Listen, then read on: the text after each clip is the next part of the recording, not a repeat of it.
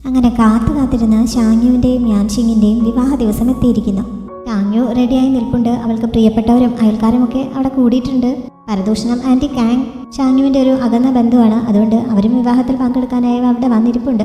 വന്നപ്പോഴേ ആൻറ്റി ജോലി തുടങ്ങുന്നു. ഷാങ്യുവിൻ്റെ ഹസ്ബൻഡ് കാണാൻ കൊള്ളാത്തവനാണ്, വികലാംഗനാണ്. കാണാൻ കൊള്ളാവുന്ന ആരെങ്കിലും ഇന്നത്തെ കാലത്ത് ഒരു മാട്രിലോക്കൽ ഹസ്ബൻഡ് ആവാൻ തയ്യാറാവുമോ എന്നൊക്കെ പറഞ്ഞ് വന്നപ്പോഴേ ആൻറ്റി ഷാങ്യുവിനെയും യാൻഷിങ്ങിനെയും കുറ്റം പറയാൻ തുടങ്ങുന്നു. അവരാരും ഇതുവരെ യാൻഷിങ്ങിനെ കണ്ടിട്ടില്ല. എന്നാലും സങ്കല്പത്തിനനുസരിച്ച് പറ്റാവുന്നതൊക്കെ അവർ പറഞ്ഞൊപ്പിക്കുകയാണ്. ഷാങ്യു റെഡിയായി നിൽക്കുന്നതിൻ്റെ ഇടയിലും അവിടെ വെച്ചിരിക്കുന്ന ഫ്രൂട്ട്സിൽ നിന്ന് ഒരെണ്ണം എടുത്ത് നൈസായിട്ട് കഴിക്കുന്നുണ്ട്. ജനാലയ്ക്കിൽ കൂടെ നോക്കുകയായിരുന്ന യാൻഷിങ് ഇത് കാണുകയും ചെയ്യുന്നുണ്ടായിരുന്നു. പിന്നെ അവളുടെ സ്വഭാവം വെച്ചിട്ട് അവൻ ഇതിൽ അത്ഭുതമൊന്നും തോന്നുന്നില്ല. വിവാഹ ചടങ്ങുകൾ തുടങ്ങുന്നു. യാൻഷിങ് പുറത്തേക്ക് വരാനുള്ള സമയമാവുന്നുണ്ട്. അവൻ വാതിൽക്കൽ വരെ എത്തുകയും ചെയ്യുന്നു. പക്ഷെ അവിടെ കട്ടനൊക്കെ ഇട്ടിരിക്കുകയാണ്. അതുകൊണ്ട് ഇതുവരെ അവനെ ആർക്കും കാണാൻ പറ്റിയിട്ടില്ല. അവൻ്റെ കാലുകൾ മാത്രമേ കാണാൻ പറ്റിയിട്ടുള്ളൂ. അപ്പോഴും ഈ ഗ്യാങ്, ഞാൻ പറഞ്ഞില്ലേ ഇതേ അവൻ്റെ കാല് നോക്കിക്കേ, അവൻ കമ്പൗണ്ട് ഊന്നിയാണ് നടക്കുന്നത്, കാണാനും അവനെ തീരെ കൊള്ളില്ല എന്നൊക്കെ ആളുകളോട് പറയുന്നുണ്ട്. പക്ഷെ യാൻഷിങ് പുറത്തേക്ക് വരുന്നതിന് മുമ്പ് അങ്ങോട്ടേക്ക് സോങ്യാൻ എത്തുന്നുണ്ട്. ഷാങ്യുവിന് ഒരു ചാൻസ് കൂടി കൊടുക്കുന്നതിന് വേണ്ടിയിട്ടാണ് സോങ്യാൻ ഈ സമയത്ത് വന്നിരിക്കുന്നത്. അവൻ്റെ കയ്യിൽ ഒരു ചെറിയ ബോക്സ് ഉണ്ട്. അതിൽ 2 പാവകളുണ്ടായിരുന്നു. അത് ഷാങ്യു തനിക്ക് ലവ് ടോക്കണായി നൽകിയതാണെന്ന് പറഞ്ഞ് അവൻ അവിടെ ഉണ്ടായിരുന്ന എല്ലാവരെയും കാണിക്കുന്നു. എന്നിട്ട് അവളെ കോൺക്യൂബിൻ അവൻ വീണ്ടും ക്ഷണിക്കുകയും ചെയ്യുന്നുണ്ട്. എനിക്ക് 6 വയസ്സുള്ളപ്പോഴും കണ്ടാണ് ഞാൻ ഈ പാവ നിനക്ക് സമ്മാനമായി നൽകിയത്. അതെങ്ങനെ ലവ് ടോക്കൺ ആവും? അന്ന് കുട്ടികളായിരുന്നു നമ്മൾ കളിക്കുന്നതിന് വേണ്ടിയിട്ടല്ല ഇതൊക്കെ ഉപയോഗിച്ചിരുന്നതെന്ന് ചോദിച്ച് ഷാങ്യു അത് എതിർക്കുന്നുണ്ട്. പക്ഷേ സോങ്യാൻ അത് സമ്മതിക്കുന്നില്ല. അവളെ തൻ്റെ കോൺക്യൂബിനാകാൻ വേണ്ടി പ്രേരിപ്പിച്ചുകൊണ്ടിരിക്കുകയാണ്. എൻ്റെ കയ്യിൽ നിന്ന് വെറുതെ അടി മേടിക്കണമെങ്കിൽ ഇവിടുന്ന് പൊയ്ക്കോളാൻ ഷാങ്യു പറഞ്ഞപ്പോൾ, നിന്റെ വിവാഹമായിട്ട് ഞാനൊരു ഗിഫ്റ്റ് തരണ്ടേ, അതിനാണ് ഞാൻ ഇതുമായിട്ട് വന്നിരിക്കുന്നത്. നിന്റെ മാട്രിലോക്കൽ ഹസ്ബൻഡിന് ധൈര്യമുണ്ടെങ്കിൽ ഇത് വന്ന് വാങ്ങാൻ അവൻ വെല്ലുവിളിക്കുന്നു. അങ്ങനെ യാൻഷിങ് പുറത്തേക്ക് ഇറങ്ങി വരുന്നുണ്ട്. വെഡിങ് വേഷത്തിൽ അവനെ കാണാൻ നല്ല ലുക്കുണ്ടായിരുന്നു. അവൻ്റെ ആ ലുക്ക് കണ്ടപ്പോൾ തന്നെ പരദൂഷണം ആൻറ്റിയുടെ ഒക്കെ വായടയുന്നു. എല്ലാവരും വായും പൊളിച്ച് അവനെ നോക്കിക്കൊണ്ടേ നേരിട്ട് നിൽക്കുന്നുണ്ട്. ഇവനെ കാണാൻ കൊള്ളില്ല എന്ന് ഏത് വായി നോക്കിയാണ് പറഞ്ഞതെന്ന് പോലും ആൻറ്റി ചോദിച്ചു പോന്നു. നിങ്ങൾ തന്നെയല്ലേ കുറച്ച് മുമ്പ് അങ്ങനെ പറഞ്ഞെന്ന് അവരുടെ അടുത്തിരിപ്പുണ്ടായിരുന്നവർ ചോദിച്ചപ്പോഴാണ് അവർക്ക് വിള വീഴുന്നത്. യാൻഷിങ് ഷാങ്യുവിൻ്റെ അടുത്തേക്ക് വന്നപ്പോൾ, ഞാൻ ഒരിക്കൽ കൂടി ചോദിക്കുകയാണ്, നിങ്ങളിത് വാങ്ങുന്നുണ്ടോ എന്ന് ചോദിച്ച് സോങ്യാൻ അക്ഷമയാവുന്നുണ്ട്. വാങ്ങാൻ തയ്യാറാണെന്ന് പറഞ്ഞ് യാൻഷിങ് കൈ നീട്ടിയപ്പോൾ ഷാങ്യു അവൻ്റെ കയ്യിൽ പിടിക്കുന്നു. നിങ്ങൾ രണ്ടുപേരും പരസ്പരം കൈ കൊടുക്കുന്ന കാര്യമല്ല ഞാൻ പറഞ്ഞതെന്ന് പറഞ്ഞ് സോങ്യാൻ വീണ്ടും ദേഷ്യപ്പെടുന്നുണ്ട്. നീ വളർത്തിയതിൽ ഇതുപോലെ നന്ദികേട് കാണിച്ച വേറെ വല്ല മൃഗങ്ങളും ഉണ്ടോ എന്ന് യാൻഷിങ് സോങ്യാനെ കളിയാക്കിക്കൊണ്ട് ചോദിക്കുന്നു. എന്ത് ചെയ്യാം, ഞാൻ ഒരുപാട് മൃഗങ്ങളെ വളർത്തിയിട്ടുണ്ട്, പക്ഷേ ഇതുപോലെ നന്ദികേട് കാണിച്ചിട്ടുള്ള ആരെയും ഞാൻ കണ്ടിട്ടില്ല എന്ന് ഷാങ്യുവും അതിനൊത്ത് പറയുന്നു. സോങ്യാൻ ദേഷ്യം സഹിക്കാൻ വയ്യാതെ, ഞാൻ നിനക്ക് ഒരു ചാൻസും കൂടി തരാം, നിനക്ക് എൻ്റെ കോൺക്യൂബിനാവാൻ താല്പര്യമുണ്ടോ എന്ന് ഷാങ്യുവിനോട് വീണ്ടും ചോദിക്കുന്നു. ദേഷ്യം വന്നിട്ട് ഷാങ്യു അവൻ്റെ കയ്യിലുണ്ടായിരുന്ന ബോക്സ് തട്ടി താഴേക്കിടുന്നു.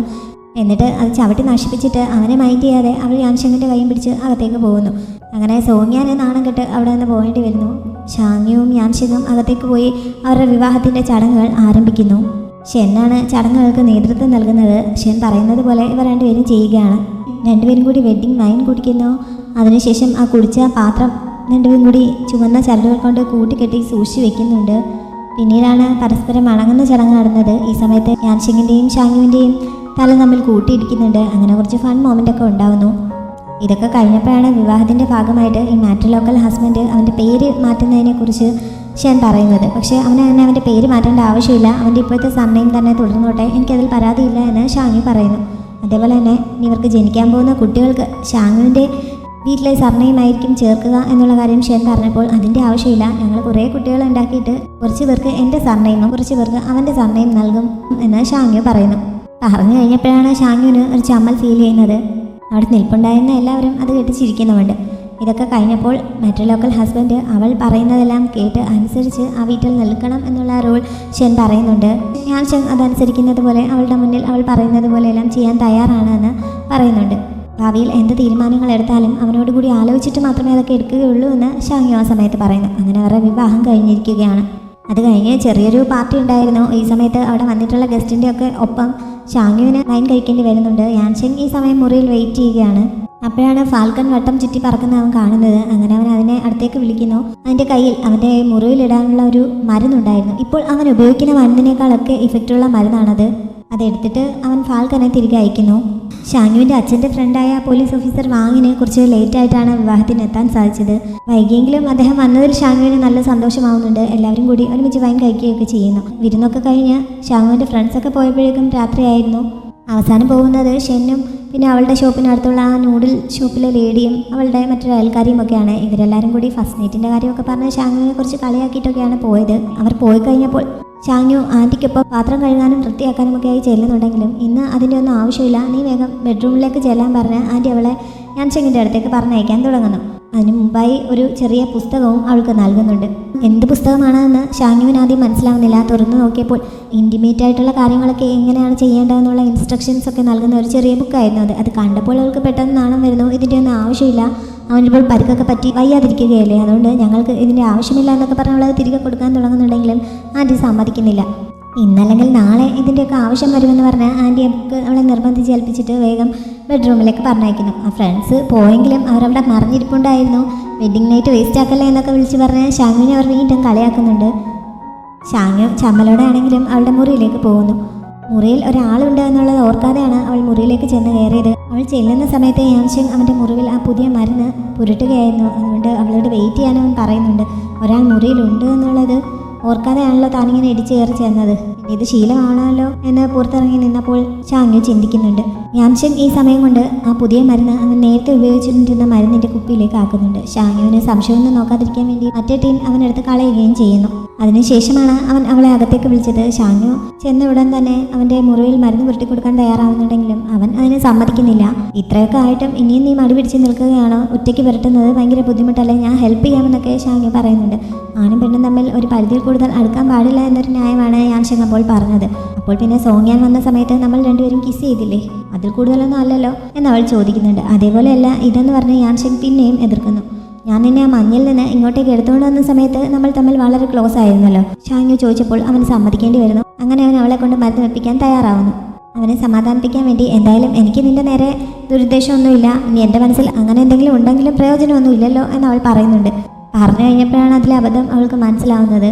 പിന്നെ അത് മൈൻഡ് ചെയ്യാതെ അവൾ മരുന്നെടുത്ത് അവൻ്റെ മുറിവിൽ പുരട്ടി കൊടുക്കുന്നു. ഇത് കുറച്ചിട്ടാൽ മതിയെന്ന് അവൻ പറയാൻ വന്നപ്പോഴേക്കും അവൾ കുറച്ചധികം ഇട്ട് കഴിഞ്ഞിരുന്നു. അവന് നന്നായി വേദനിക്കുന്നുണ്ട്. അപ്പോഴാണ് മരുന്ന് മാറിയിട്ടുണ്ട് എന്ന് ഷാങ്യു ശ്രദ്ധിക്കുന്നത്. മുമ്പ് അങ്കിൾ സാഹോ അത്രയൊക്കെ ഉപയോഗിക്കുന്നത് കണ്ടാണ് ഇവളിതിങ്ങനെ എടുത്ത് ഉപയോഗിച്ചത്. മരുന്ന് മാറിയ വിവരം പറയാതിരുന്നത് എന്താണെന്ന് അവൾ ചോദിക്കുന്നു. അത് കുഴപ്പമില്ല എന്ന് പറഞ്ഞ് അവൻ മുറിവ് ഡ്രസ്സ് ചെയ്തോളാൻ അവളോട് പറയുന്നു. അതിനു വേണ്ടിയിട്ട് ഡ്രസ്സ് മാറ്റി കൊടുക്കുകയും ചെയ്യുന്നുണ്ട്. ഈ സമയത്താണ് അവൻ്റെ പുറത്തുള്ള പഴയ മുറിവുകളുടെ അടയാളങ്ങളൊക്കെ അവൾ കാണുന്നത്. അവൻ്റെ പുറം മുഴുവൻ ഒരുപാട് മുറിവുകൾ പറ്റിയതിൻ്റെ അടയാളമുണ്ടായിരുന്നു. ഇത് കണ്ട് ഷാങ്യു ശരിക്കും ഞെട്ടുന്നുണ്ട്.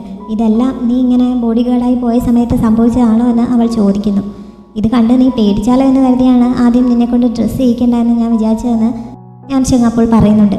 അവൾ വേഗം തന്നെ ആ മുറിവ് ബാൻഡേജ് ചെയ്യാൻ തുടങ്ങുന്നു. ഈ സമയത്ത് അവൾ അവൻ്റെ അടുത്തേക്ക് നന്നായിട്ട് ക്ലോസ് ആയിട്ട് വരുന്നുണ്ടല്ലോ. അവൻ ഇത് ശ്രദ്ധിക്കുന്നുണ്ടെങ്കിലും ഷാങ്യു ഇത് ശ്രദ്ധിക്കാനുള്ള മൂഡിലായിരുന്നില്ല. അവൻ്റെ മുറിവുകൾ അവളെ അത്രയധികം വിഷമിപ്പിച്ചിട്ടുണ്ടായിരുന്നു. ഇനി ഭാവിയിൽ ഇത്ര റിസ്ക് ഉള്ള ഓപ്പറേഷനൊന്നും നീ ഏറ്റെടുക്കണ്ട, വേറെ ജോലിയൊന്നും ചെയ്യാൻ പറ്റുന്നില്ല എങ്കിൽ ഞാൻ കുറേ പന്നികളെ അധികം കശാപ്പ് ചെയ്ത് നിൻ്റെ ചിലവിന് തന്നോളാമെന്ന് അവൾ പറയുന്നുണ്ട്. ഇത് കേട്ടപ്പോൾ അവൻ വല്ലാതെ ടച്ച്ഡായിട്ട് അവളെ നോക്കുന്നു. അവനോട് ആദ്യമായിട്ടായിരിക്കും ഒരു പെണ്ണ് ഇങ്ങനെ പറയുന്നത്. അവനോട് അവിടെ കിടന്നോളാൻ പറഞ്ഞിട്ട് ഷാങ്യുവിൻ്റെ മുറിയിൽ പോയി കിടന്നോളാമെന്ന് പറയുന്നുണ്ട്. പക്ഷെ അതിൻ്റെ ആവശ്യമില്ല, താൻ താഴത്തെ മെയിൻ റൂമിൽ പോയി കിടന്നോളാമെന്ന് അവൻ പറയുന്നു. അതായാലും മതിയെന്ന് അവളും സമ്മതിക്കുന്നുണ്ട്. അതിന് മുമ്പ് അവന് ഒന്ന് ഫ്രഷ് ആവുന്നതിന് വേണ്ടി കുറച്ച് വെള്ളം എടുത്തുകൊണ്ട് വരാമെന്ന് പറഞ്ഞ് അവൾ പോകാനായി എഴുന്നേൽക്കുന്ന സമയത്ത് നേരത്തെ ആൻറ്റി നൽകിയ ആ ബുക്ക് അവളുടെ കയ്യിൽ നിന്ന് താഴെ വീഴുന്നു. പക്ഷെ ഷാങ്യു ഇത് അറിയുന്നില്ല. യാൻഷങ് ഇത് കാണുകയും ചെയ്യുന്നു. അങ്ങനെ അവൻ അതെടുത്ത് നോക്കുന്നുണ്ട്. അത് അവൻ്റെ കയ്യിലിരിക്കുന്ന സമയത്താണ് ഷാങ്യു ഇത് കാണുന്നത്. അതോടെ അവൾ ആകെപ്പെടുന്നു. പെട്ടെന്ന് അവൾ ഒരു നമ്പർ ഇറക്കുന്നുണ്ട്. ഇത് എന്ത് ബുക്കാണ്, നീ ഇവിടെ റെസ്റ്റ് എടുക്കുകയാണെന്ന് പറഞ്ഞിട്ട് ഇങ്ങനത്തെ വൃത്തികെട്ട ബുക്കൊക്കെ വായിക്കുകയാണോ, ഇതൊക്കെ ആയിരുന്നു നിൻ്റെ മനസ്സിൽ. എന്തായാലും ഇപ്പോഴത്തേക്ക് ഞാൻ ക്ഷമിക്കുന്നു, ഇനി മേലിൽ ഇത് ആവർത്തിച്ച് പോകരുത്, ആ ബുക്ക് ഞാൻ നശിപ്പിച്ച് കളഞ്ഞേക്കാമെന്ന് പറഞ്ഞ് അവൾ അത് വാങ്ങി വേഗം പുറത്തേക്ക് പോകുന്നുണ്ട്. ഇത് എൻ്റെ അല്ല എന്ന് പറയാനുള്ള ചാൻസ് പോലും അവൾ നൽകുന്നില്ല. ഇതിപ്പോൾ ഇവിടെ എന്താണ് സംഭവിച്ചതെന്ന് മനസ്സിലാവാതെ യാൻഷങ് ആകെ അന്തം വിട്ട് നിൽക്കുകയാണ്. ഷാങ്യു പുറത്തേക്ക് എന്നിട്ട് ആകെ നാണക്കേടായല്ലോ എന്ന് പറഞ്ഞ ആ ബുക്ക് വലിച്ചെറിയുന്നുണ്ട്. ഈ വലിച്ചെറിഞ്ഞ ബുക്ക് ചെന്ന് വീണത് അവരുടെ മതിലിന് പുറത്തായിട്ട് ഒളിച്ചിരിപ്പുണ്ടായിരുന്ന അവളുടെ അങ്കിളിൻ്റെയും ആൻറ്റിയുടെയും തലക്കിലേക്കാണ്. അങ്ങനെ അവരവിടെ ഇരിക്കുന്നത് ഷാങ്യു കാണുന്നു. ഷാങ്യു അവരെ കാണാത്തതുപോലെ താഴേക്ക് ഇറങ്ങി ചെന്ന് യാൻഷങ്ങിന് വേണ്ടിയുള്ള വെള്ളം എടുക്കുന്നു. ഇതിനിടയിൽ ഇവർ സംസാരിക്കുന്നത് അവൾ കേൾക്കുന്നുണ്ട്. ഇവരുടെ വിവാഹം ഫേക്കാണോ എന്ന് ആൻറ്റിക്ക് നല്ല ഡൗട്ടുണ്ട്. അവർ രണ്ടുപേരും 2 റൂമിലാണ് ഉറങ്ങുന്നതെങ്കിൽ ആൻറ്റിയുടെ ഡൗട്ട് ക്ലിയർ ആവും. അതൊന്നും അറിയുന്നതിന് വേണ്ടിയിട്ടാണ് നേരിട്ട് അവരിവിടെ വന്നിരിക്കുന്നത്. ഇത് മനസ്സിലായതോടെ ഷാങ്യു ആകെ വിഷമത്തിലാവുന്നു. എന്തായാലും അവൾ വെള്ളവും എടുത്തുകൊണ്ട് തിരികെ യാൻഷങ്ങിൻ്റെ അടുത്ത് നിന്ന് അവനോട് വിവരം പറയുന്നു. ജനാലക്കൽ കൂടി രണ്ടുപേരും കൂടി ഇവരെ നോക്കുന്നുണ്ട്. തൽക്കാലം കുറച്ച് സമയത്തേക്ക് അവിടെ സ്റ്റേ ചെയ്തിട്ട് അവർ പോയ ശേഷം താഴേക്ക് പോയാൽ മതിയോ എന്ന് ഷാങ്യു അവനോട് ചോദിക്കുന്നു. അതിൻ്റെ ആവശ്യമില്ല, ഇന്ന് രാത്രി അവിടെ തന്നെ കിടന്നുറങ്ങിയാൽ മതി, അല്ലെങ്കിൽ ഇവർക്ക് ഡൗട്ട് അടിക്കുമെന്ന് അവൻ പറയുന്നുണ്ട്. എന്നിട്ട് ഷാങ്യുവിനോട് മറ്റേ ജനൽ അടയ്ക്കാൻ അവൻ പറയുന്നു. ആ വിൻഡോ അവനും അടയ്ക്കുന്നുണ്ട്. ഇവരിങ്ങനെ ജനലൊക്കെ അടയ്ക്കുന്നത് കണ്ടപ്പോൾ തങ്ങൾക്ക് തെറ്റിയതാണോ, ഇനി അവർ ശരിക്കും വിവാഹം കഴിച്ചതാണോ എന്ന സംശയം അങ്കിളിനുണ്ടാവുന്നുണ്ട്. പക്ഷെ ആൻറ്റി ഇപ്പോഴും തന്റെ നിലപാടിൽ ഉറച്ചു നിൽക്കുകയാണ്. യാൻഷൻ അകത്ത് എന്നിട്ട് ഇവരെ തെറ്റിദ്ധരിപ്പിക്കുന്നതിന് വേണ്ടി കുറച്ച് സൂത്രപ്പണികളൊക്കെ ഒപ്പിക്കുന്നു. അവിടെ ഇരിപ്പുണ്ടായിരുന്ന ഒരു മെഴുകുതിരി എടുത്ത് അവരുടെ നിഴൽ ജനാലയ്ക്കൽ നന്നായി പതിയുന്ന വിധത്തിൽ അവൻ അറേഞ്ച് ചെയ്ത് വെക്കുന്നുണ്ട്. അതിനുശേഷം ഷാങ്ങുവിനെ അടുത്ത് വിളിച്ചിരുത്തുന്നു. അവിടെ ഇരുന്ന് കഴിഞ്ഞപ്പോഴാണ് തങ്ങളുടെ നിഴൽ ജനാലകൾ കാണാം എന്നുള്ളത് അവൾ ശ്രദ്ധിക്കുന്നത്. യാൻഷൻ അവളോട് തനിക്ക് നേരെ തിരിഞ്ഞിരിക്കാൻ പറയുന്നു. എന്നിട്ട് കുറച്ച് അടുത്തേക്ക് വരാൻ പറയുന്നുണ്ട്. അങ്ങനെ ഷാങ്യു അവൻ്റെ അടുത്തേക്ക് ചെല്ലുന്നു. രണ്ടുപേരുടെയും മുഖം ഇപ്പോൾ വളരെ അടുത്തടുത്താണ് നിൽക്കുന്നത്. ഇത് കണ്ടാൽ പുറത്ത് നിൽക്കുന്നവർ ഇവർ കിസ് ചെയ്യുകയാണെന്നേ വിചാരിക്കുകയുള്ളൂ. അതേ രീതിയിലാണ് അവർ ഇരിക്കുന്നത്. അങ്ങനെ കുറേ സമയം അവർ വെയിറ്റ് ചെയ്യുന്നു. അന്നത്തെ വിവാഹാഘോഷം കഴിഞ്ഞ് യാൻഷിന് നന്നായി വിയർത്തിരിക്കുകയാണല്ലോ. അതുകൊണ്ട് അവനോട് ഡ്രസ്സ് ചേഞ്ച് ചെയ്തോളാൻ അവൾ പറയുന്നുണ്ട്. ഈ സമയത്ത് അവളോട് തൻ്റെ ഡ്രസ്സ് ഊരിത്തരാൻ അവൻ പറയുന്നു. അവൾ അതേപോലെ ചെയ്യുന്നുണ്ട്. ഇതും കൂടി ആയപ്പോൾ പുറത്തു നിന്നവർ ശരിക്കും അവർ വെഡ്ഡിംഗ് നൈറ്റ് ആഘോഷിക്കാൻ പോവുകയാണ് എന്ന് വിചാരിക്കുന്നുണ്ട്. തൻ്റെ പ്രതീക്ഷയെല്ലാം തെറ്റുകയാണല്ലോ എന്നോർത്ത് ആദ്യം ശരിക്കും വിഷമിക്കുന്നു. ഷാങ്യു ഈ സമയം ഒരു തുണി വെള്ളത്തിൽ മുക്കി അവൻ്റെ ദേഹത്ത് തുടച്ചു കൊടുക്കാൻ തുടങ്ങുന്നുണ്ട്. പുറത്ത് നിൽക്കുന്നവർക്ക് അത് മനസ്സിലാവാത്ത രീതിയിൽ രണ്ടുപേരും കൂടി ചേർന്നിരുന്നാണ് ഇത് ചെയ്യുന്നത്. അത് കഴിഞ്ഞപ്പോൾ തന്നെ ഒന്ന് കിടത്താൻ അവൻ ആവശ്യപ്പെടുന്നുണ്ട്. അവൾ അതേപോലെ ചെയ്യുന്നു. എന്നിട്ട് അവൾ അവിടെ നിന്ന് മാറാൻ തുടങ്ങുന്നുണ്ടെങ്കിലും അതേപോലെ തന്നെ കുറച്ച് സമയം ഇരിക്കാൻ അവൻ ആവശ്യപ്പെടുന്നു. അങ്ങനെ ഇവരിപ്പോൾ വളരെ ക്ലോസ് ആയിട്ട് അവിടെ ഇരിക്കുകയാണ്. യാൻഷിങ്ങിൻ്റെ പുറത്ത് അവൾ കിടക്കുകയാണെന്നേ പുറത്ത് നിൽക്കുന്നവർക്ക് തോന്നുകയുള്ളൂ. നേരത്തെ ഷാങ്യു വലിച്ചെറിഞ്ഞ ആ ബുക്കിലും ഇതേപോലെ ഒരു സീൻ ഉണ്ടായിരുന്നു. ഇത് ശരിക്കും നമ്മൾ തെറ്റിദ്ധരിച്ചാണ് എന്ന് തോന്നുമെന്ന് അങ്കിൾ അത് നോക്കിക്കൊണ്ട് പറയുന്നുണ്ട്. ആൻറ്റി അങ്ങനെ വഴക്ക് പറഞ്ഞിട്ട് അതെടുത്ത് എറിയാൻ പറയുന്നുണ്ട്. ഷാങ്യുവും യാൻഷിങ്ങും ഭയങ്കര ക്ലോസ് ആയിട്ട് ഇങ്ങനെ കിടക്കുകയാണല്ലോ. രണ്ടുപേർക്കും നല്ല ടെൻഷൻ ഫീൽ ചെയ്യുന്നുണ്ട്. അവിടെ നിന്ന് എഴുന്നേറ്റ് പോകാനും പറ്റത്തില്ല. കുറച്ച് സമയം അങ്ങനെ കിടന്നു കഴിഞ്ഞപ്പോൾ ആ മെഴുകുതിരിയൊക്കെ അണയ്ക്കാൻ യാൻഷങ് ആവശ്യപ്പെടുന്നു. ഷാങ്യു അങ്ങനെ ചെയ്യുന്നുണ്ട്. അതും കൂടി ആയപ്പോൾ ഷോ കഴിഞ്ഞു, ഇനി നമുക്ക് പോകാമെന്ന് അങ്കിൾ ആൻറ്റിയോട് പറയുന്നുണ്ട്. പക്ഷെ കാര്യങ്ങൾ ഇത്രയൊക്കെ ആയിട്ടും ആൻറ്റിക്ക് അങ്ങോട്ട് വിശ്വാസം വന്നിട്ടില്ല. ഇതേ കാണുന്ന പോലെ ഒന്നും അല്ലെന്നാണ് എനിക്ക് തോന്നുന്നത്. ഞാൻ അങ്ങോട്ട് പോയി കുറച്ചുകൂടെ അടുത്ത് നിന്ന് ഒന്ന് നോക്കട്ടെ എന്ന് പറഞ്ഞ് ആൻറ്റി അകത്തേക്ക് മതിലയാടി പോകാൻ തുടങ്ങുന്നുണ്ട്. പക്ഷെ അപ്പോഴേക്കും ഷാങ്യു വാതിൽ തുറന്ന് പുറത്തേക്ക് ഇറങ്ങി വരുന്നതിനാൽ രണ്ടുപേരും കൂടി വീണ്ടും ഒളിക്കുന്നു. ഷാങ്യു ആണെങ്കിൽ ഇവരവിടെ ഇരിക്കുന്നത് അറിഞ്ഞുകൊണ്ട് തന്നെ മനഃപൂർവ്വം നേരത്തെ അവൻ ദേഹം തുടയ്ക്കാനായി ഉപയോഗിച്ച ആ ചൂടുവെള്ളം കൊണ്ടുവന്ന് ഇവരുടെ മുകളിലേക്ക് തന്നെ ഒഴിക്കുന്നുണ്ട്. എന്നിട്ട് കള്ളപ്പൂച്ചേ, നീ ഇവിടുത്തെ ഇറച്ചിയൊക്കെ കട്ടെടുക്കുക അല്ലേ, നിന്നെ ഞാൻ ശരിയാക്കും എന്നൊക്കെ പറഞ്ഞിട്ട് അകത്തേക്ക് കയറി പോകുന്നു. എന്തായാലും ഇനി അവിടെ നിന്നാൽ ശരിയാവില്ലെന്ന് തോന്നിയത് കൊണ്ട് ആൻറ്റി അങ്കിളും തൽക്കാലം സ്ഥലം ഇടുന്നുണ്ട്. ഷാങ്യു പിന്നെ കുറച്ച് വെള്ളവുമായി ചെന്നപ്പോഴേക്കും യാൻഷൻ ഉറങ്ങിക്കഴിഞ്ഞിരുന്നു. വെള്ളം അവിടെ വെച്ചിട്ട് അവനെ ശല്യപ്പെടുത്താതെ അവൾ പോകുന്നുണ്ട്. ഇടയ്ക്ക് തിരിഞ്ഞു നിന്നിട്ട് അവനോട് ഒത്തിരി താങ്ക്സും പറഞ്ഞിട്ടാണ് പോകുന്നത്. അവൻ കണ്ണടച്ച് കിടക്കുകയാണെങ്കിലും ഉറങ്ങിയിട്ടൊന്നും ഉണ്ടായിരുന്നില്ല. അവൾ പോയി കഴിഞ്ഞപ്പോൾ അവൻ കണ്ണുറന്ന് നോക്കുന്നുണ്ട്. അടുത്ത ദിവസം ഷാങ്യു പതിവ് പോലെ ഷോപ്പിലേക്ക് പോകുന്നുണ്ട്. അന്ന് അവൾക്ക് നല്ല കച്ചവടം നടക്കുന്നു. വളരെ പെട്ടെന്ന് തന്നെ ഇറച്ചിയെല്ലാം കഴിയുന്നുണ്ട്. ആ നൂഡിൽസ് ഷോപ്പിലെ ഈൻ അങ്ങോട്ടേക്ക് വന്നിട്ട് വിവാഹം കഴിഞ്ഞ് തൊട്ടടുത്ത ദിവസമായിട്ടും എന്താണ് അവൾ ഷോപ്പിലേക്ക് വന്നതെന്ന് അന്വേഷിക്കുന്നുണ്ട്. കാര്യങ്ങൾ നടക്കണമെങ്കിൽ കാശ് വേണമല്ലോ, അപ്പോൾ വീട്ടിലിരുന്നാൽ ശരിയാവില്ല എന്ന് ഷാങ്യു പറഞ്ഞപ്പോൾ അവരും അത് സമ്മതിക്കുന്നു. പിന്നെ ഇന്നിന് മെയിനായിട്ട് അറിയേണ്ടത് അവളുടെ ഫസ്റ്റ് നൈറ്റിനെ കുറിച്ചായിരുന്നു. ഷാങ്യു അതിനുള്ള ഉത്തരം ചിരിച്ചു കളയുന്നുണ്ട്. ഈ സമയത്താണ് കുറച്ച് അഭയാർത്ഥികളെ പോലീസ് ഓഫീസേഴ്സ് പിടികൂടിക്കൊണ്ട് പോകുന്നത് അവൾ കാണുന്നത്. അതോടെ അവൾ പെട്ടെന്ന് അവളുടെ അച്ഛൻ്റെ ഫ്രണ്ടായ അങ്കിൾ വാങ്ങിൻ്റെ അടുത്തേക്ക് ചെല്ലുന്നു. അദ്ദേഹം യാൻഷെങ്ങിനുള്ള ID പ്രൂഫൊക്കെ റെഡിയാക്കി വെച്ചിട്ടുണ്ടായിരുന്നു. അതിന് പ്രത്യുപകാരമായി അവൾ കുറച്ച് തുക നൽകാൻ തുടങ്ങുന്നുണ്ടെങ്കിലും അതിൻ്റെ ആവശ്യമില്ല. ഇപ്പോൾ അവരുടെ വിവാഹം കഴിഞ്ഞിരിക്കുന്നതിനാൽ ഇത് വളരെ ലീഗലായിട്ടുള്ള കാര്യം മാത്രമാണ്. ഇതിൻ്റെ ഒന്നും ആവശ്യമില്ല, അത് അവളുടെ കയ്യിൽ തന്നെ വെച്ചോളാൻ അങ്കിൾ പറയുന്നു. ആ കാശ് മിച്ചം വന്നതുകൊണ്ട് അവൾ അതുകൊണ്ട് അമ്മയുടെ ആ ഹെയർ പിൻ പണയം വെച്ചത് തിരികെ എടുക്കാനായി ചെല്ലുന്നു. പക്ഷേ അതവിടെ നിന്ന് പോയി കഴിയുന്നല്ലോ. അതാരോ വിലയ്ക്ക് വാങ്ങിയെന്നറിഞ്ഞതോടെ ഷാങ്യു ആകെ വിഷമത്തിലാവുന്നു. അവൾ തൻ്റെ കയ്യിലുണ്ടായിരുന്ന ആ പണയത്തിൻ്റെ കരാർ നോട്ടീസ് എടുത്ത് കാണിച്ചിട്ട് മറ്റാർക്കും ഇത് കൊടുക്കരുതെന്ന് ഇതിൽ എഴുതിയിട്ടില്ലേ, പിന്നെന്താണ് നിങ്ങൾ അങ്ങനെ ചെയ്തതെന്നൊക്കെ ചോദിച്ചാൽ അയാളുമായി വഴക്കുണ്ടാക്കുന്നു. പക്ഷെ 10 ദിവസത്തിനുള്ളിൽ അത് തിരികെ എടുത്തില്ലെങ്കിൽ മറ്റാർക്കെങ്കിലും വിൽക്കുന്നതിന് അയാൾക്ക് അവകാശമുള്ള രീതിയിലായിരുന്നു അതിൽ എഴുതി പിടിപ്പിച്ചിരുന്നത്. ഷാങ്യുവിന് അത് വായിക്കാൻ അറിയാത്തതുകൊണ്ട് അത് ശ്രദ്ധിച്ചിരുന്നില്ല. മാത്രമല്ല അത്ര പെട്ടെന്ന് ശ്രദ്ധിക്കാത്ത രീതിയിൽ വളരെ ചെറുതായിട്ടാണ് അത് എഴുതിയിരുന്നത്. അവൾ അയാളുമായി കുറേ തർക്കിച്ച് നോക്കുന്നുണ്ട്. പക്ഷേ അവൾ കേസ് കൊടുത്താൽ പോലും ന്യായം തൻ്റെ ഭാഗത്താണ് എന്ന് പറഞ്ഞ് അയാൾ പിടിച്ചു നിൽക്കുന്നു. അങ്ങനെ ഷാങ്യുവിന് വിഷമത്തോടെ അവിടെ നിന്ന് തിരികെ പോകേണ്ടി വരുന്നു. ഷാങ്യു തിരികെ വീട്ടിലേക്ക് പോകാതെ വഴിയിൽ ഒരിടത്ത് വിഷമിച്ച് നിൽക്കുന്നതേ ഉള്ളൂ. അവിടെ നിന്നപ്പോൾ കുട്ടിക്കാലത്തെ ചില ഓർമ്മകൾ അവളുടെ മനസ്സിലേക്ക് വരുന്നു. കുട്ടിയായിരുന്ന അവൾ അവിടെ നിന്ന് കരയുകയാണ്. അവളുടെ അച്ഛൻ അടുത്തേക്ക് ചെല്ലുന്നുണ്ട്. അവൾ അവിടെ എവിടെ ഒരു മിഠായി ഒളിപ്പിച്ച് വെച്ചിട്ടുണ്ടായിരുന്നു. അതെല്ലാം ഉറുമ്പ് തിന്ന് തീർത്തു. അതാണ് അവളുടെ കരച്ചിലിൻ്റെ കാരണം. അതറിഞ്ഞപ്പോൾ അച്ഛൻ തന്നെ അവളെ സമാധാനിപ്പിച്ച് ഒരു സൊല്യൂഷൻ കണ്ടെത്തുന്നുണ്ട്. അവിടെ ഒരു ചെറിയ പാലമുണ്ട്. അതിൻ്റെ ഒരു തടിയിൽ ചെറിയൊരു പോടുണ്ടാക്കിയിട്ട് മിഠായി അതിൽ സൂക്ഷിച്ചോളാൻ അച്ഛൻ പറയുന്നു. അവളുടെ കൈവശം അപ്പോഴും 2 മിഠായി ഉണ്ടായിരുന്നു. അത് അദ്ദേഹം തന്നെ വാങ്ങി അതിനുള്ളിൽ വെക്കുന്നു. എന്നിട്ട് അവൾക്ക് തിരിച്ചറിയുന്നതിന് വേണ്ടി 2 പൂക്കൾ കൂടി അവിടെ കെട്ടിവെക്കുന്നുണ്ട്. അതാകുമ്പോൾ ഇനി അവൾക്ക് തെറ്റുകയില്ല, ഉറുമ്പെടുത്ത് തിന്നുകയുമില്ല. എന്നിട്ട് അച്ഛൻ അവളെ സമാധാനിപ്പിക്കുന്നുണ്ട്. എന്തൊക്കെ പ്രശ്നങ്ങൾ വന്നാലും ഇങ്ങനെ കരയരുത്, അതിനെ ധൈര്യത്തോടെ ഫേസ് ചെയ്യാൻ പഠിക്കണം. ആകാശം ഇടിഞ്ഞു വീഴുകയാണെങ്കിൽ പോലും അതിനെ താങ്ങാൻ വേണ്ടി നമ്മളെക്കാൾ ഉയരമുള്ള മറ്റാരെങ്കിലും ഉണ്ടെന്ന് ഉറപ്പായിട്ടും വിശ്വസിക്കണം എന്നൊക്കെ പറഞ്ഞ് അവൾക്ക് ധൈര്യം കൊടുത്ത് അദ്ദേഹം തിരികെ കൂട്ടിക്കൊണ്ടുപോകുന്നു. ഇതാണ് ഷാങ്ങു ഇപ്പോൾ ഓർക്കുന്നത്. അന്ന് മിഠായി വെച്ച സ്ഥലം ഇപ്പോൾ അവൾ തുറന്നു നോക്കുന്നുണ്ട്. അതിപ്പോഴും അവിടെ ഇരിപ്പുണ്ടായിരുന്നു. അച്ഛൻ്റെ ഉപദേശമൊക്കെ മനസ്സിലേക്ക് വന്നപ്പോൾ കുറച്ചൊന്ന് ആശ്വാസമായി അവൾ വീട്ടിലേക്ക് പോവുകയാണ്.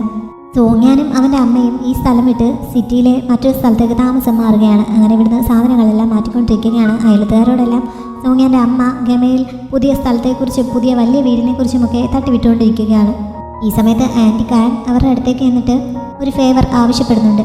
ശരിക്കും പറഞ്ഞാൽ ഷാങ്ങുവിനെ കുറിച്ച് ഇവരിങ്ങനെ നാട് മുഴുവൻ ഇല്ലാത്ത കുറ്റങ്ങളൊക്കെ പറഞ്ഞു നടന്നത് ഈ സോങ്യാൻ്റെ അമ്മ പറഞ്ഞിട്ട് തന്നെയായിരുന്നു. അതിനൊക്കെ പകരമായിട്ട് ഇവരുടെ കൊച്ചുമകനെ ഏതോ ലേബർ ക്യാമ്പിൽ നിന്ന് സ്വതന്ത്രമാക്കി പോലീസിൽ ഒരു ജോലി തരപ്പെടുത്തി കൊടുക്കാമെന്ന് അവർ പറഞ്ഞിട്ടുണ്ടായിരുന്നു.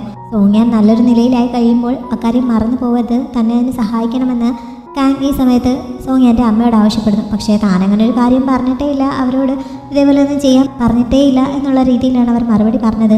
മറ്റുള്ളവർ ശ്രദ്ധിക്കുന്നതുകൊണ്ടാണ് അങ്ങനെ പറഞ്ഞതെന്ന് കാങ്ങിന് മനസ്സിലാവുന്നു. എന്തായാലും മകനോട് പറഞ്ഞ് അതിനൊരു സൊല്യൂഷൻ ഉണ്ടാക്കാമെന്ന് അവർ പറയുന്നുണ്ട്. ഈ സമയത്താണ് ഷാങ്യോ അതുവഴി വരുന്നത്. അല്ലെങ്കിലേ അവൾ ആകെ മൂഡ് ഓഫ് ആയിട്ട് വരികയാണ്. അതിൻ്റെ കൂട്ടത്തിൽ സോങ്യാൻ്റെ അമ്മ അവളോട് ഒന്ന് നിൽക്കാൻ ആവശ്യപ്പെടുന്നുണ്ട്.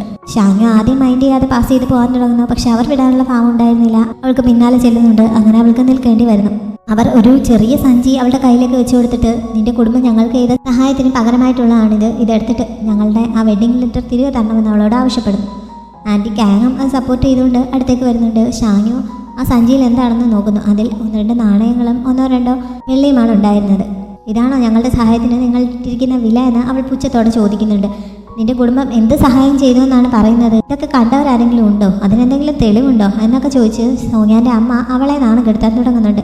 ഷാങ്ങി വാതിലിനടുത്ത് വന്ന് നിന്ന് ഇതെല്ലാം വാച്ച് ചെയ്യുന്നുണ്ടായിരുന്നു. കാര്യങ്ങൾ ഇത്രയായപ്പോഴത്തേക്കും അവൾ അകത്തേക്ക് ഓടി പോകുന്നുണ്ട്. ഈ സമയത്ത് ആൻറ്റി കാങ് ഷാങ്ങുവിനെ കുറ്റപ്പെടുത്തിക്കൊണ്ട് നിൽക്കുകയാണ്. ഇവരുടെ കുടുംബം നിന്റെ കുടുംബത്തിൽ നിന്ന് എന്തെങ്കിലും കടം വാങ്ങിയിട്ടുണ്ടായിരുന്നെങ്കിൽ അത് തൊട്ടടുത്ത വർഷം തന്നെ തിരികെ വാങ്ങിക്കാൻ ശ്രമിക്കണമായിരുന്നു. അല്ലാതെ ഇങ്ങനെ ഒരു 10-12 വർഷം ആരെങ്കിലും മറ്റാരെങ്കിലും ഒരു കാര്യവുമില്ലാതെ സഹായം ചെയ്തു കൊടുത്തുകൊണ്ടിരിക്കുമോ എന്നൊക്കെയാണ് അവർ ചോദിക്കുന്നത്. ഇത് സോങ്യാൻ്റെ കുടുംബത്തിന് തന്നെ നാണക്കേട്ടുണ്ടാക്കുന്നതാണ്. അതുകൊണ്ട് സോങ്യാൻ്റെ അമ്മ അവരെ പെട്ടെന്ന് തടയുന്നുണ്ട്. എന്നിട്ട് കുറച്ച് നാണയങ്ങൾ കൂടി ഷാങ്ങുവിൻ്റെ കയ്യിലേക്ക് ഇട്ട് കൊടുത്തിട്ട്, ഇത്രയും കൂടി ഞാൻ തരാം, ഇതുകൊണ്ട് കണക്കെല്ലാം തീർത്തോണം എന്ന് പറയുന്നു. ഷാങ്ങു മറുപടിയൊന്നും പറയാതെ ആ പണം മുഴുവനായിട്ട് അവരുടെ കയ്യിലേക്ക് വെച്ചു കൊടുക്കുന്നുണ്ട്. നിനക്ക് ഇത്രയും പോരെ, പിന്നെ എത്രയാണ് നിനക്ക് വേണ്ടത്? നിങ്ങളൊക്കെ ഇത് കാണുന്നില്ലേ, ഇവൾക്ക് നാണമുണ്ടോ എന്ന് നോക്കിക്കുക എന്നൊക്കെ ചോദിച്ച് അവർ അവിടെ നിന്ന് ആകെ സീൻ ഉണ്ടാക്കാൻ തുടങ്ങുന്നു. ഈ സമയത്ത് ഷാങ്ങി യാൻഷിങ്ങിനെ അങ്ങോട്ടേക്ക് കൂട്ടിക്കൊണ്ട് വരുന്നുണ്ട്. അവനെ സോങ്യാൻ്റെ അമ്മ ഇതുവരെ കണ്ടിട്ടില്ലായിരുന്നല്ലോ. അത് ആരാണെന്ന് അവർക്ക് ആദ്യം മനസ്സിലാവുന്നില്ല. ഷാങ്ങുവിൻ്റെ ഹസ്ബൻഡാണ് എന്ന് അറിഞ്ഞപ്പോൾ അവളുടെ മാട്രിലോക്കൽ ഹസ്ബൻഡ് ഇങ്ങനൊരു വികലാംഗം കൂടിയായിരുന്നോ എന്ന് ചോദിച്ച് അവർ കളിയാക്കി ചിരിക്കാൻ തുടങ്ങുന്നു. യാൻഷിങ് വെറുതെ ആയിരുന്നില്ല അങ്ങോട്ടേക്ക് വന്നത്. സോങ്യാൻ്റെ കുടുംബം ഷാങ്ങുവിൻ്റെ വീട്ടുകാരിൽ നിന്ന് വാങ്ങിച്ചിട്ടുള്ള സഹായങ്ങളുടെ ഒരു ലിസ്റ്റ് തന്നെ അവൻ കൊണ്ടുവന്നിട്ടുണ്ടായിരുന്നു. അങ്കിൾ സാഹോയും ആൻറ്റിയും കൂടിയാണ് അവനോട് ഇതൊക്കെ മുമ്പ് ഒരു തവണ പറഞ്ഞു കൊടുത്തത്. അങ്ങനെ അവൻ ആ ഐറ്റംസ് എല്ലാം ലിസ്റ്റ് ചെയ്തിട്ട് അതിനൊക്കെ ഓരോ വിലയും എഴുതി വെച്ചിട്ടുണ്ടായിരുന്നു. ഈ ലിസ്റ്റ് ഷാങ്ങിൻ കുറച്ച് വലിച്ച് നീട്ടി കൊണ്ടുപോകുന്നു. അവസാനം അവൾ അടുത്തുള്ള ഓടയിലേക്ക് വീഴുവെന്നായപ്പോഴാണ് യാൻഷിങ് അവളോട് നിർത്താൻ പറഞ്ഞത്. അത്രയ്ക്ക് വലിയൊരു ലിസ്റ്റായിരുന്നു അത്. ഇതെല്ലാം കൂടി കേട്ടപ്പോഴേക്കും നാട്ടുകാരെല്ലാം കൂടി സോങ്യാൻ്റെ അമ്മയെ കുറ്റപ്പെടുത്താൻ തുടങ്ങുന്നു.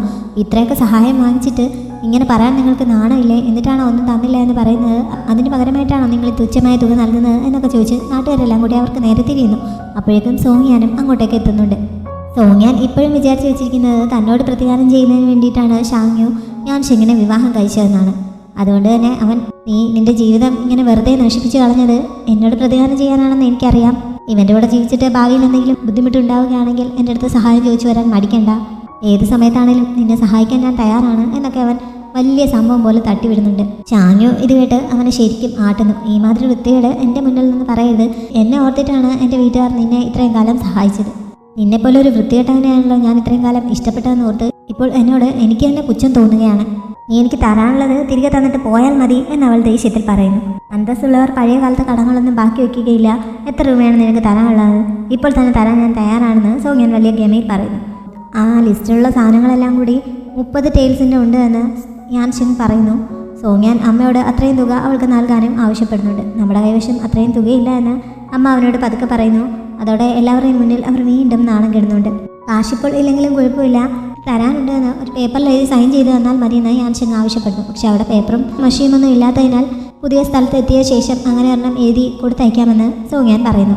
അങ്ങനെ മഷിയുടെയും പേപ്പറിൻ്റെയും ഒന്നും ആവശ്യമില്ല, അവൻ്റെ വിരലിൻ്റെ അറ്റം ഒന്ന് കടിച്ചു മുറിച്ച് ആ ബ്ലഡ് കൊണ്ട് ഒന്ന് എഴുതി തന്നാൽ മതിയെന്ന് യാൻഷിങ് പറയുന്നു. അങ്ങനെ തന്നെ ചെയ്യാൻ എല്ലാവരും കൂടി അവനെ നിർബന്ധിക്കുന്നു. അവനും അത് ചെയ്യാൻ തയ്യാറാവുന്നുണ്ട്. പക്ഷേ അവൻ്റെ അമ്മ അടുത്ത എക്സാം ഉടനെ വരും, ഇങ്ങനൊന്നും ചെയ്യരുതെന്ന് പറഞ്ഞ് അവൻ്റെ തടയുകയാണ്. ഈ സമയത്താണ് അവൻ അടുത്തതായി വിവാഹം കഴിക്കാൻ ഉദ്ദേശിക്കുന്ന മജിസ്ട്രേറ്റിൻ്റെ മകൾ അങ്ങോട്ടേക്ക് വന്നത്. ഇവരെ പിക്ക് ചെയ്ത് കൊണ്ടുപോകുന്നതിന് വേണ്ടിയിട്ടായിരുന്നു അവൾ അവിടെ വന്ന് വെയിറ്റ് ചെയ്യുന്നുണ്ടായിരുന്നത്. ഈ സീനൊക്കെ കണ്ടുകൊണ്ട് ഇങ്ങോട്ടേക്ക് ഇറങ്ങി വന്നതാണ്. അവളാണെങ്കിൽ കാശിൻ്റെ അഹങ്കാരം കൊണ്ട് നീലത്തെങ്ങുമല്ല. തുച്ഛമായ തുകയല്ലേ ഉള്ളൂ, ഇത് എനിക്ക് കൊടുക്കാവുന്നതേ ഉള്ളൂ എന്ന് പറഞ്ഞ് അവൾ നേരെ ഷാനുവിൻ്റെ അടുത്തേക്ക് ചെല്ലുന്നു. എന്നിട്ട് അവളുടെ സഞ്ചിയിലുണ്ടായിരുന്ന പണം മുഴുവൻ ഷാനുവിൻ്റെ മുന്നിലേക്ക് ഇടുന്നുണ്ട്. എന്നെപ്പോലെ കുറച്ച് പേർ ഇവിടെ ജനിച്ചിരിക്കുന്നത് തന്നെ ധനികരായി ജീവിക്കുന്നതിന് വേണ്ടിയിട്ടാണ്. പക്ഷെ നിന്നെ പോലെയുള്ളവർക്ക് എന്നും ദാരിദ്ര്യം തന്നെയാണ് വിധി. ഇത് 50 ടൈൽസ് ഉണ്ട്, നിനക്ക് ആവശ്യത്തിന് പെറുക്കി എടുത്തോളാൻ അവളെ അപമാനിക്കുന്ന രീതിയിൽ പറയുന്നു. ഷാങ്യു പക്ഷെ അത് കണ്ടിട്ട് മൈൻഡ് ചെയ്യാതെ നിൽക്കുകയാണ്. ഷാങ്യു വേഗം നിലത്തേക്കിരുന്ന് ആ നാണയങ്ങളൊക്കെ പെറുക്കാൻ തുടങ്ങുന്നു. ഷാങ്യു വേഗം അവളെ പിടിച്ച് എഴുന്നേൽപ്പിച്ചിട്ട് എൻ്റെ അല്ലാത്ത ഒരു സാധനങ്ങളും ഞാൻ എടുക്കാറില്ല എന്ന് പറയുന്നുണ്ട്. എന്നിട്ട് സോങ്യാൻ്റെ അമ്മയോടായിട്ട് ആ വെഡ്ഡിങ് ലെറ്റർ എന്നെ അവരുടെ വീടിന് മുൻവശത്തുള്ള ആ കല്ലിനടിയിലായി വെച്ചിട്ടുണ്ട് എന്ന് അറിയിക്കുന്നു. കേട്ട പതി കേൾക്കാത്ത പതി അവരത് എടുക്കാനായി ഓടുന്നുണ്ട്. മജിസ്ട്രേറ്റിൻ്റെ മകളുടെ പേര് ഷിൻജിൻ എന്നാണ്. ഷാങ്യുവിന് നൽകാനുള്ള തുകയേക്കാൾ കൂടുതലാണല്ലോ അവളിപ്പോൾ അവിടെ ഇട്ടിരിക്കുന്നത്. അത് പലിശയായി കൂട്ടിക്കൊള്ളാൻ അവൾ പറയുന്നുണ്ട്. പക്ഷേ എനിക്ക് അതിൻ്റെ ആവശ്യമില്ല, എനിക്ക് തരാനുള്ളതിൽ കൂടുതൽ ഒരു പൈസയും എനിക്ക് ആവശ്യമില്ല, അതിൽ കുറച്ച് 1 രൂപയും ഞാൻ വാങ്ങുകയില്ല എന്ന് പറഞ്ഞ് ഷാങ്യു അത് എടുക്കുക പോലും ചെയ്യാതെ അവിടെ നിന്ന് പോകുന്നുണ്ട്. ഷിൻജിൻ പിന്നെയും അവിടെ നിന്ന് എന്തൊക്കെ പറയുന്നുണ്ടെങ്കിലും അവളത് മൈൻഡ് ചെയ്യുന്നതേ ഇല്ല. അപ്പോഴേക്കും സോങ്യാനെ അമ്മ സഹായത്തിനായി അങ്ങോട്ടേക്ക് വിളിക്കുന്നുണ്ട്. ആ കല്ല് നീക്കാൻ സഹായിക്കുന്നവർക്ക് ഈ താഴെ കിടക്കുന്ന നാണയങ്ങൾ പെറുക്കിയെടുക്കാമെന്ന് ഷിൻജിൻ പറയുന്നു. അതോടെ അവരെ സഹായിക്കാനായി ഒത്തിരി ആളുകൾ ചെല്ലുന്നുണ്ട്. അങ്ങനെ അതിൻ്റെ അടിയിൽ ഇരിപ്പുണ്ടായിരുന്ന ആ ലെറ്റർ അവർക്ക് കിട്ടുന്നു. അപ്പോൾ തന്നെ സോങ്യാൻ്റെ അമ്മ അത് കീറിക്കളയുന്നുണ്ട്. അങ്ങനെ അവരുടെ വലിയൊരു പ്രശ്നം സോൾവ് ആവുന്നു. ഷാങ്യു യാൻഷിങ്ങിനെയും ഷാങ്ങിങ്ങിനെയും കൊണ്ട് വീടിൻ്റെ വാതിൽക്കൽ വരെ ചെല്ലുന്നുണ്ടെങ്കിലും ഷാങ്ങിങ്ങിനോട് അവനെയും കൊണ്ട് അകത്തേക്ക് കയറിക്കൊള്ളാൻ പറഞ്ഞിട്ട് അവൾ തിരികെ പോകുന്നു. അവളിങ്ങനെ മൂഡ് ഓഫ് ആയി പോകുന്നത് സോങ്യാൻ കാരണമാണ് എന്നാണ് യാൻഷിങ് വിചാരിക്കുന്നത്. അവൾ തനിച്ചൊരിടത്ത് പോയി നിന്നപ്പോൾ അവനും പിന്നാലെ ചെല്ലുന്നുണ്ട്. അവൻ അത്രയ്ക്ക് വലിയ സംഭവമാണോ? അവൻ പരീക്ഷകളൊക്കെ എഴുതാൻ തുടങ്ങുന്നതല്ലേ ഉള്ളൂ, അല്ലാതെ ഇമ്പീരിയൽ സ്കോളർ ഒന്നും അല്ലല്ലോ. ഇനി ഇമ്പീരിയൽ സ്കോളർ ആണെങ്കിൽ പോലും അത്ര വലിയ കാര്യമൊന്നുമല്ല എന്നൊക്കെ യാൻഷിങ് അവളുടെ അടുത്ത് നിന്ന് അവളെ സമാധാനിപ്പിക്കാനായി പറയുന്നുണ്ട്. അവൻ ഈ പറയുന്നതൊക്കെ തന്നെ സമാധാനിപ്പിക്കാനാണ് എന്നറിയാമെങ്കിലും ഷാങ്യുവിനെ സംബന്ധിച്ച് ഇമ്പീരിയൽ സ്കോളർ എന്നൊക്കെ പറയുന്നത് വളരെ വലിയ റാങ്കുകളാണ്. അതുകൊണ്ട് അവൾ അവനെ തിരിച്ച് കളിയാക്കുന്നുണ്ട്. നീ പറയുന്നത് കേട്ടാൽ തോന്നുമല്ലോ നീ ഇതിനേക്കാൾ വലിയ ഉയർന്ന റാങ്ക് ഉള്ളവനാണ് എന്ന്. നിൻ്റെ ഹാൻഡ് റൈറ്റിംഗ് ഒക്കെ വളരെ നല്ലതാണ്, അതേപോലെ തന്നെ നിനക്ക് കുറേ അറിവുമുണ്ട്. അതുകൊണ്ട് വേണമെങ്കിൽ നിനക്കും ഈ പരീക്ഷയിൽ നിന്ന് എഴുതി നോക്കാവുന്നതാണ്. ചിലപ്പോൾ സോങ്യാനേക്കാൾ മികച്ച ഒരു പൊസിഷനിൽ എത്താൻ പറ്റിയേക്കും എന്നും അവൾ കളിയാക്കി പറയുന്നു. അവനതിന് ഓക്കെ പറയുന്നുണ്ടെങ്കിലും ഷാങ്യുവിന് വലിയ സന്തോഷമൊന്നുമില്ല. ശരിക്കും സോങ്യാൻ്റെ കാര്യം കൊണ്ടൊന്നുമല്ല ഞാനിങ്ങനെ വിഷമിച്ചിരിക്കുന്നത്, എൻ്റെ അമ്മയുടെ ഹെയർ പിൻ എനിക്ക് നഷ്ടമായി എന്ന് അവൾ വിഷമത്തോടെ പറയുന്നു. അപ്പോഴാണ് യാൻഷിങ് അതിനെപ്പറ്റി ഓർക്കുന്നത്. അവൻ അതിനെക്കുറിച്ച് എന്തോ പറയാൻ തുടങ്ങുന്നുണ്ടെങ്കിലും അപ്പോഴേക്കും ഷാങ്യു ഇടയ്ക്കേറി ആ ഷോപ്പ് ഓണറിനെ കുറ്റം പറയാൻ തുടങ്ങുന്നു. അയാൾ എന്തൊരു വൃത്തികെട്ടവനാണ്, എന്നെ ചതിക്കുകയായിരുന്നു. ഏതോ ഒരു ചെറുപ്പക്കാരന് അയാളത് വിറ്റു, അതും 20 നാണയങ്ങൾക്കാണ് വിറ്റത്. എനിക്ക് വളരെ തുച്ഛമായ തുക തന്നിട്ട് അത്രയും വലിയ തുക വാങ്ങിക്കാൻ അയാൾക്ക് എങ്ങനെ മനസ്സ് വന്നു എന്നൊക്കെയാണ് അവൾ പറഞ്ഞുകൊണ്ടിരിക്കുന്നത്. അത് വാങ്ങിക്കൊണ്ട് പോയ ആളിനെയും അവൾ കുറ്റം പറയുന്നുണ്ട്. ഈ സമയത്താണ് യാൻഷിങ് അവൻ്റെ കയ്യിലുണ്ടായിരുന്ന ഹെയർ പിൻ പുറത്തേക്ക് എടുത്തത്. അവൾ ശരിക്കും സർപ്രൈസ്ഡാവുന്നു. അവൻ്റെ കയ്യിൽ അതങ്ങനെ കിട്ടിയെന്ന് ചോദിക്കുന്നുണ്ട്. അവനാണോ അത് തിരികെ വാങ്ങുന്നതിന് വേണ്ടി ആ 20 നാണയങ്ങൾ മുടക്കിയ ചെറുപ്പക്കാരനെന്നും അവൾ ചോദിക്കുന്നു. അത് ഞാനല്ല, ആ ലൈബ്രറിയിലെ ആളാണ് വാങ്ങിയത്. ഞാൻ എസ്സെയൊക്കെ എഴുതി കൊടുത്തപ്പോൾ എനിക്കുള്ള പ്രതിഫലത്തിൻ്റെ കൂട്ടത്തിൽ അയാൾ ഇത് എനിക്ക് സമ്മാനമായി കൊടുത്തു വിട്ടതാണ് എന്നവൻ കള്ളം പറയുന്നു. ഇത് വല്ലാത്തൊരു കോയിൻസിഡൻസ് ആയി പോയല്ലോ എന്ന് അവൾ പറയുന്നുണ്ട്. അയാളെ നേരിട്ട് കണ്ട് ഇപ്പോൾ തന്നെ അതിൻ്റെ വില തിരികെ നൽകാമെന്ന് പറഞ്ഞവൾ പോകാൻ തുടങ്ങുന്നുണ്ട്. പക്ഷേ ഇപ്പോൾ പോകണ്ട, എൻ്റെ ആരോഗ്യമൊക്കെ റെഡിയായ ശേഷം ഞാൻ നിന്നെ അങ്ങോട്ടേക്ക് കൂട്ടിക്കൊണ്ട് പോകാമെന്ന് പറഞ്ഞ് യാൻഷിങ് തൽക്കാലം അവളെ തടയുന്നു. എന്തായാലും അത് തിരികെ കിട്ടിയത് ഷാങ്യുവിനെ സന്തോഷിപ്പിക്കുന്നുണ്ട്. തനിക്ക് പ്രതിഫലമായി കിട്ടിയ തുകയും അവൻ അവളെ ഏൽപ്പിക്കുന്നു. അങ്ങനെ എസ്സേ എഴുതി കൊടുത്ത് അവൻ ഉണ്ടാക്കിയതാണ് കാശെന്ന് പറഞ്ഞപ്പോൾ അവൾ ശരിക്കും അത്ഭുതപ്പെടുന്നു. ഇങ്ങനെ കഷ്ടപ്പെടേണ്ട ആവശ്യമൊന്നുമില്ല, നിനക്ക് ചിലവിന് തരുന്നതിന് വേണ്ടി കുറേ പന്നികളെ അധികം കശാപ്പ് ചെയ്യാൻ ഞാൻ തയ്യാറാണ് എന്ന് ഞാൻ മുമ്പ് തന്നെ പറഞ്ഞിരുന്നതല്ലേ എന്ന് അവൾ ഈ സമയത്ത് ചോദിക്കുന്നുണ്ട്. യാൻഷിങ് അതിന് മറുപടിയൊന്നും പറയുന്നില്ല. ഷാങ്യു എന്ന് തിരികെ എത്തിയ ശേഷം അച്ഛൻ്റെയും അമ്മയുടെയും മെമ്മോറിയൽ ടാബ്ലറ്റിന് മുന്നിൽ ആ ഹെയർ പിൻ വെച്ചിട്ട് അത് തിരികെ കിട്ടിയതിൻ്റെ സന്തോഷം അറിയിക്കുന്നു. അത് നഷ്ടപ്പെട്ടു പോയപ്പോൾ താൻ എന്തെങ്കിലും തെറ്റ് ചെയ്തോ എന്ന് സംശയമായിരുന്നു. ഇപ്പോൾ ഇത് തിരികെ കിട്ടിയ സ്ഥിതിക്ക് അവർക്ക് തന്നോട് ദേഷ്യമൊന്നുമില്ല എന്ന് മനസ്സിലായി എന്നൊക്കെ അവൾ ആശ്വാസത്തോടെ പറയുന്നുണ്ട്. അതിനുശേഷം അവൾ ആ ഹെയർ പിൻ തലയിൽ കുത്താൻ തുടങ്ങുന്നുണ്ടെങ്കിലും അവൾക്ക് തന്നെ അത് ചെയ്യാൻ പറ്റുന്നില്ല. അവിടെ അടുത്തായി യാൻഷിങ് ഇതൊക്കെ കണ്ട് നിൽപ്പുണ്ടായിരുന്നു. അങ്ങനെ അവൻ അടുത്തേക്ക് വന്ന് അത് വാങ്ങി അവളുടെ തലയിൽ കുത്തി കൊടുക്കുന്നുണ്ട്.